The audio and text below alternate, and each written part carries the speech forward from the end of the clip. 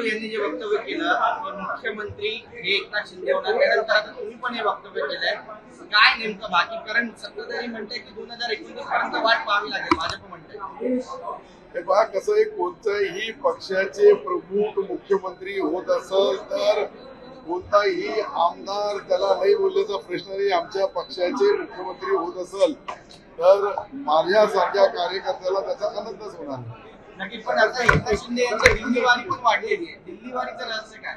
नाही, आता कसं आहे की वरिष्ठांची विचारविनिमय करणं, राज्याची कामं असतात, राज्याच्या कामासाठी बी आमचे नेते एकनाथ शिंदे साहेब दिल्लीला जातात, ते मोदी साहेबांशी भेटतात. एकनाथ शिंदे साहेब हे अमित शहा साहेबांशी भेटतात, अनेक वरिष्ठ नेत्यांशी भेटून राज्याच्या बद्दलची जी राज्याची अडचण असते, आणि शेवटी आम्ही अलायन्स पार्टनर आहे भारतीय जनता पार्टीचे, तर म्हणून काय भेटणं किंवा दिल्ली जाणं येणं याच्यामध्ये काही गैर नाही. पण मुंबईत महाराष्ट्र प्रश्न सुटत नाहीये, दिल्लीला जावं लागते.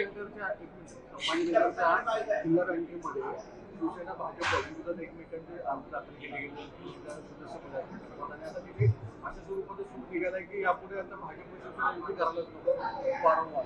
तुम्ही पण यापूर्वी त्या भूमिकेवर नाही, पहिले मी माझी भूमिका होती, नंतर सन्माननीय मुख्यमंत्री देवेंद्रजी आणि एकनाथ शिंदे साहेबांनी आम्हाला सर्वांना आदेश दिला का युतीमध्ये जे जे ठरवतील ते युतीचे नेते जे ठरवतील त्याप्रमाणे खाली अंमलबजावणी करा. जिल्हा बँकेच्या इलेक्शनमध्ये तिथेही सन्मानपूर्वक दोन्ही पक्षाची युती झाली तर होऊ शकते, त्याच्यामध्ये कुठेच गैर नाहीये. दोन्ही पक्षाच्या नेत्याला विश्वासात घेऊन ती युती होऊ शकते. मात्र दुसरीकडे नाशिक बाबत जे काही सध्या विधान परिषदेच्या जागेवरनं रस्ते सुरू होती, अजूनही त्या ठिकाणी भाजपकडनं जे पहिले बंडखोर उमेदवार आहेत त्यांनी माघार घेतलेली नाहीये. 2 वेळा दोन्ही पक्षाचे संकट मोचक त्या ठिकाणी जाऊन आले, मात्र तोडगा निघालेला नाहीये. कुठेतरी शिवसेना मंत्र्यांमध्ये नाराजी आहे की या संपूर्ण षडयंत्रामागे भाजपचा हात असल्याचं, आणि ही नाराजी त्यांनी एकनाथ शिंदेकडे बोलून देखील दाखवली. नाही, मला असं वाटतं की अशी काही नाहीये. मला आता जी मी नाशिकला गेलो, नाशिकला जाऊन दराडे साहेबांशी भेटलो, त्यांच्याशीही चर्चा केली जाताना, आणि चर्चा केल्यानंतर त्यांनी सांगितलं की ही शक्यतो आता भारतीय जनता पार्टीचे बंडखोर गीते साहेब हे मला असं वाटतंय की ते माघार घेतील आणि हा तिढा सुटल. तर नाराजीबाबत काय? कारण शिवसेना मंत्र्यांमध्ये जी नाराजी आहे की जे अपेक्षित होतं की नाशिकमध्ये या संदर्भात गोष्टी होणं ते अद्याप झालेलं नाहीये. ही नाराजगी हा शब्द तुम्ही जे बोलू लागले, ही नाराजगी साहजिक. ज्या वेळेस माझ्या मुलांनी फॉर्म भरला होता तर संभाजीनगरमध्ये ती नाराजगी झाली होती. शेवटी जी आमच्याकडे परिस्थिती आहे तीच आता नाशिकमध्ये आहे. मला वाटतं की नाशिकचा तिढा लवकरात लवकर एकनाथ शिंदे साहेब आणि देवेंद्रजी सोडवतील. सरदार साहब, आपने बीते दिनों अपनी एक इच्छा जाहिर की थी कि एक बार फिर से एकनाथ शिंदे जो है वो मुख्यमंत्री बने. आपके बाद कई शिवसेना के विधायकों ने कहा जो बात मन में थी वो जुड़ाव पे आ गई है और अब औपचारिकता पूरी कर दी. नहीं, मुझे ऐसा लगता है कि वैसा एकनाथ शिंदे साहब के नेतृत्व में एक विधानसभा का चुनाव हुआ, उसके बाद थम्पिंग मेजोरिटी चुन गई. अभी देवेंद्र जी मुख्यमंत्री है, इसके बाद हमारा मुख्यमंत्री बनना ये हमारे आमदारों की सबकी इच्छा है कि हमारे मुख्यमंत्री बनना चाहिए, लेकिन हमारी इच्छाओं से वो पूरा नहीं होता. उसके लिए वरिष्ठ नेताओं से बातचीत, वरिष्ठ नेताओं के अंदर जो भी दोनों में गुफ्तगू हुए होंगे, एकनाथ शिंदे साहब में और अमित शाह साहब में या देवेंद्र जी में, वो दोनों उनको ही मालूम है. मुझे तो लगता नहीं कि वो उस चर्चा में हम थे या हमको वो चर्चा भी मालूम नहीं है. सरदार साहब, क्या यही कारण है कि बार बार एकनाथ शिंदे दिल्ली दौरा कर रहे हैं? नहीं, मुझे ऐसा लगता है कि और भी राज्य के बहुत प्रमुख काम रहते हैं. उप मुख्यमंत्री इस नाते से उनके डिपार्टमेंट के भी बहुत काम दिल्ली से रहते हैं, केंद्र सरकार की मदद से किया जाते हैं, तो वो काम से भी जाते हैं. उसके साथ पार्टी की बात भी रखे और पार्टी के अंदर आने वाली छोटी मोटी जो अड़चने होती है वो वरिष्ठों को बताए तो वो आसानी से छूट सकती. जैसे मेरी अड़चन थी, जैसे मुझे कई ऐसी अड़चने आती थी जिला लेवल पे, तो उसके ऊपर मुख्यमंत्री देवेंद्र जी ने और एकनाथ शिंदे साहब ने सॉल्व कर दिए और नीचे आदेश भी दिए, उसका पालन अभी हो रहा है. सरदार साहब, बच्चू कडू ने ये भी कहा कि एकनाथ शिंदे को महाराष्ट्र सौंप देना चाहिए और अब लार्जर स्केल पे देवेंद्र फडणवीस को दिल्ली का रुख करना चाहिए. आप भी यही मानते हैं? नहीं, अब मेरे मानने से नहीं मानने से वो तो पूरा होता नहीं. उनकी पार्टी भारतीय जनता पार्टी वरिष्ठ पार्टी है, बड़ी पार्टी है देश में, राज्य में, उनकी संख्या बल, और वो कौन सा डिसीजन लेना, कैसा लेना, किसको ऊपर भेजना, किसको नहीं भेजना, इसका अंतिम फैसला तो भारतीय जनता पार्टी कर सकती है। हमारे बोलने से या हमारे मांगने से अगर कोई मिलता होगा तो जरूर हम सब मांगेंगे, लेकिन मुझे लगता है कि वरिष्ठ जो नेता है वही इसके अंदर निर्णय लेते हैं। वो चाहे दिल्ली में बैठे होंगे, हमारे मुंबई के नेता दिल्ली जाएंगे, दिल्ली के लोग उनसे बातचीत करते हैं और उसके बाद में अगर कोई उनमें क्या कमिटमेंट है क्या नहीं है उसके बारे में मेरे जैसे आदमी ने बोलना बाहर के वो उचित नहीं है, क्योंकि उनको ही मालूम है वो, और जब उनको मालूम है तो वो उसके अंदर से कोई ना कोई रास्ता निकालेंगे। पश्चिम बंगाल में नए नए मुख्यमंत्री बने शुभेंदु अधिकारी, वो कहते हैं कि तमाम मदरसों की जांच की जानी चाहिए, फंडिंग सही से जा रही है, गलत फंडिंग उठा रहे मदरसे वाले, मदरसों में क्या एक्टिविटी चल रही देखो है, जांच होनी चाहिए। मदरसों के अंदर कोई गलत चल रहा होगा तो उसकी जांच होने में किसी को कोई इतराज नहीं है, नंबर 1। नंबर 2, मदरसे अगर सही चल रहे होंगे तो अभी भी उसको सही चलाना चाहिए, ताकि सत्ता आती है सत्ता जाती है, लेकिन सामाजिक धार्मिक भावनाओं को उस सत्ता से नहीं जोड़ना चाहिए, ऐसा मेरा अपना ख्याल है।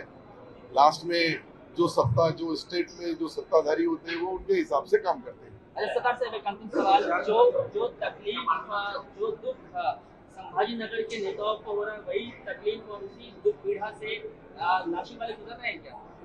आज 19-20 है, थोड़ा कम ज्यादा है, लेकिन देखो अब जो डिस्ट्रिक्ट लेवल के ऊपर कुछ भी अगर किसी को तकलीफ हुई तो उनके वरिष्ठ नेता को वो चीज बताते थे हम, वरिष्ठ नेता उसमें का मार्ग निकालते हैं, और दोनों नेताओं के अंदर बीच में इतने अच्छे संबंध है देवेंद्र जी में और एकनाथ शिंदे साहब ने।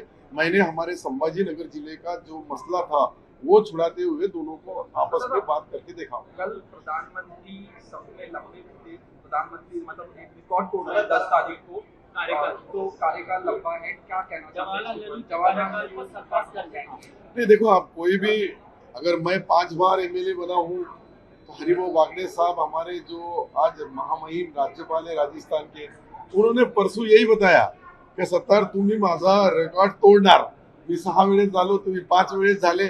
शेवटी कसं आहे की हे लोकशाही पद्धतीने लोक जितक्या वेळेस निवडून देतात तितक्या वेळेस सत्तेवर असतो, आणि सत्ता और उसके अंदर जो सत्ता रहती है, जो भी सत्ता के ऊपर लोकशाही पद्धत से चुन के आते हैं, जब तक चुन के आते हैं मेजोरिटी रहती है तब तक तो पंतप्रधान होंगे या मुख्यमंत्री जी होंगे, ये पद तो रहते ही है, क्योंकि उनका पक्ष के अंदर किसको कितने दिन रखना है नहीं रखना है ये तो भारतीय जनता पार्टी के वरिष्ठ नेता ही डिसाइड कर सकते हैं।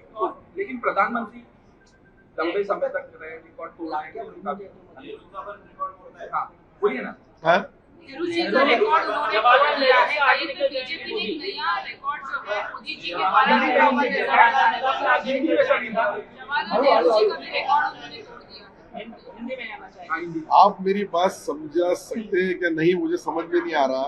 मैं आपको इतना ही बताया कि जब लोकशाही पद्धत से मेजोरिटी चुन के आई, पंतप्रधान महोदय है, वो जितने दिन है, आप जितने दिन बढ़ेंगे वो नया रिकॉर्ड बनेगा। इसमें कोई मेरे बोलने से बदल होगा या आपके पूछने से बदल होगा, ऐसा नहीं होता है। लेकिन मुझे ऐसा लगता है कि आप जो रिकॉर्ड वो तोड़ रहे हैं, बोले तो उनकी पार्टी सत्ता पे है, और पंडित जवाहरलाल जी नेहरू से ज्यादा समय तक अगर वो पंतप्रधान है, जैसा क्रिकेट के अंदर एक आधा आदमी अपना क्रिकेट का खुद का रिकॉर्ड बनाता है, वैसा राजनीति का रिकॉर्ड भी जितने दिन जो पद पे रहेगा उसका वो बना सकता है। सरदार साहेब, एक प्रश्न आहे, जिल्हा बँकेच्या निवडणुकीमध्ये आपल्या मुलाचा असेल किंवा संजनाताईचा फॉर्म आहे, हा कुठेतरी उडवण्यात आला आहे, आणि पुन्हा एकदा आपण म्हटला होता की महायुती आम्ही लढणार आहोत, युती ही अवैध आहे, कुठेही त्याला पिठाचा खडा पडणार नाही, मात्र आता जो फॉर्म बाजूला काढण्यात आलेला आहे, पुन्हा एकदा आपली ती नाराजी असणार आहे का, आणि त्याला आपण नंतर पुन्हाकडे त्या संदर्भात तक्रार करणार आहोत? नाही, मी मुंबईला आल्यानंतर मला ते समजलं, आणि DDR साहेबांनी जो तो रद्द केला त्याची कारणं पाहिली तर माझ्या मुलाचा त्यांनी जे रद्द केला त्यांनी सांगितलं की तुम्ही तुमची इमारत जिल्हा मध्यवर्ती बँकेला भाड्याने दिलेली, ज्या वेळेस तो सदस्य नव्हता त्यांनी जिल्हा मध्यवर्ती बँकेला भाड्याने दिली, जिल्हा मध्यवर्ती बँकेला नोटीस दिली की माझी बँक खाली करून द्या, आता मला निवडणूक लढायची बँकेची। त्यांनी सांगितलं शेतकऱ्यांचे कर्ज वाटप चालू आहे, शेतकऱ्याची कर्जमाफी चालू आहे, अशा परिस्थितीमध्ये एकदम खाली करता येणार नाही। परंतु तो जो नियम 57 त्यांनी जे दाखवला, नियम 57 मध्ये अशी कुठेही प्रोव्हिजन नाहीये, ज्या वेळेस मी सदस्य झाल्यानंतर त्याचा काही बेनिफिट घेत असेल त्या बँकेचा, तर मला मग त्या 57 नियम लागतो. परंतु आता शेवटी राजकारण आहे, राजकारणामध्ये अशा यामागे देखील मोठं राजकारण घडलेलं आहे. राजकारण- आपण उघडपणे भाजप विरोधात घेतलेली भूमिका होती, त्याच्यामुळे या सगळ्या गोष्टी घडल्यात का? पण जोपर्यंत मी याची पूर्ण शहानिशा करणार नाही तोपर्यंत हे सर्व, आणि ते काही अंतिम निर्णय नाही ना. आता याच्यासाठी अपील आहे. अपील मध्ये तो फॉर्म 100% गृहीत धरला जाईल. पण तिकडेही शिवसेनेच्याच उमेदवारांचे फॉर्म काय केले जातात, त्यामुळे कुठेतरी संशयाचं वातावरण आहे. आता संशयाच्या वातावरणाचा जो आहे याचा निर्णय आम्ही मुख्यमंत्री देवेंद्रजीला सांगू, आम्ही तोच निर्णय एकनाथ शिंदे साहेबांना सांगू. आणि देवेंद्रजी ऍडव्होकेट आहे, ते वकील आहे, त्यांना 2 मिनिटात हा मुद्दा समजला का ते त्याच्यामधला पण मार्ग हेच काढू. सांगण्यासाठी मागच्याच आठवड्यात आपण एकनाथ शिंदेची भेट घेतली, देवेंद्रजींची भेट घेतली, पण तरी सुद्धा हेच प्रकार पुन्हा पुन्हा होत आहेत. आता याच्यामध्ये मूळ मला असं वाटतं का याचा मधला गाभा जो आहे तपासल्या जाणार नाही, की कोणी केलं का करायला लावलं का झालं, हे सर्व जोपर्यंत पाहत नाही तोपर्यंत बोलणं उचित होणार नाही. आणि मी आताच जसं 11:30 मला माहित पडलं, तर 11:30 माहित पडलं, त्याची मी पूर्ण शहानिशा केली. त्यांनी सांगितलं की यांनी बिल्डिंग त्याची भाड्याने दिलेली आहे म्हणून हे बँकामध्ये पुढे आले, तर ते आता काय बँक घेऊन घेणार का बँकेचे खाली करणार, आता काही तो मुद्दाच मला म्हणजे मला तर हसूच येतं अशा मुद्द्यावर. ते काय बोलावं त्याच्यामध्ये.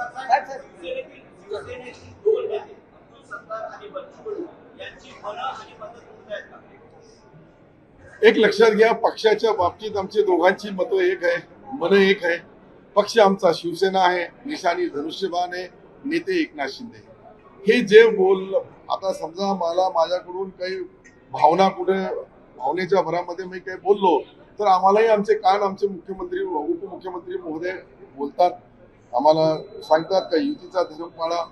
आता हे सर्व झाल्यानंतर युतीच्या धर्मामध्ये युती याला आहे का जबाबदार हे बघितल्याशिवाय आम्ही बोलणार नाही. राहिला प्रश्न ते जे बोलले बच्चू कडू, त्यांच्या नेत्याला, माझ्या नेत्याला मुख्यमंत्री व्हायचं असं तर कोण नाही बोलला असं. सतत तुमच्या तोंडात एकनाथ शिंदेचा उल्लेख आता हे चुकून मुख्यमंत्री असंच झालं. आता इतके वर्ष आम्ही 2.5 वर्ष मी मंत्री होतो, आदरणीय सन्माननीय एकनाथ शिंदे साहेब मुख्यमंत्री होते, तर आम्हाला ती सवयच लावलेली आहे की त्यांना मुख्यमंत्रीच बोलतो आम्ही.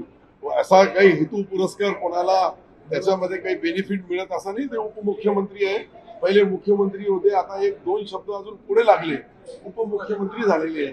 असं काही राजकारणाच्या बाहेर नाहीये.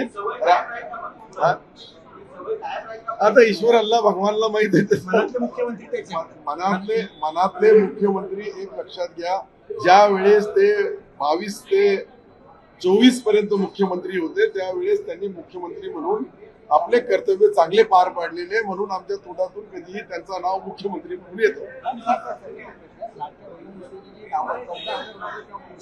14,000 बोगस नाव पुरुषांची आली होती, त्यांच्यावर कारवाई व्हावी का? कारण लाडक्या बहिणीचा तो हक्क आहे, तो मारण्याचा प्रयत्न. याच्यामध्ये लाडक्या बहिणीचे जे अवैध झालेले जे अर्ज आहे ते तपासण्याचा काम सरकारने केला. त्याच्यामध्ये जे तपासल्या गेले, ज्यांची केवायसी झाली नाही, ते परिपक्व नाही, ते बाजूला काढले. आता काही लाडले भाऊ बी त्याच्यामध्ये घुसले, तर लाडल्या भावाच्या बद्दल मुख्यमंत्र्यांनी जो निर्णय घेतलेला आहे ते तुम्ही पाहिला. आता त्या निर्णयाची अंमलबजावणी कशी होती हे तुम्हाला मला सर्वांना पाहायला मिळेल.